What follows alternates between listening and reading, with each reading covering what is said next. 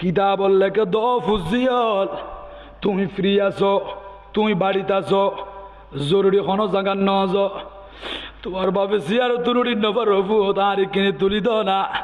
হ তোমার গোলামের নটা কিবা, তোমার আল্লে ফুয়ারে নটা কিবা, আর বাপের তুলো এন্ন কইও অসন্তান তুমি অদত আছো, ডাকত আছো, তোমার বাপের খেদমতি আন তোমার নিজের হাতে গরিবা বড় করে সুবহানাল্লাহ।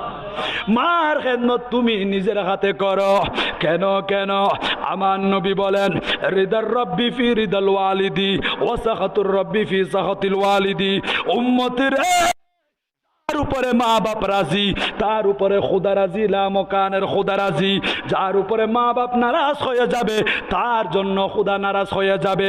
আমার আল্লাহ এবং রসুল যদি নারাজ হয় তার জন্য জান্নাতের আশা করা যাবে? জান্নাতের আশা নাই, জাহান্নামের শাস্তি ভোগ করতে হবে। সেই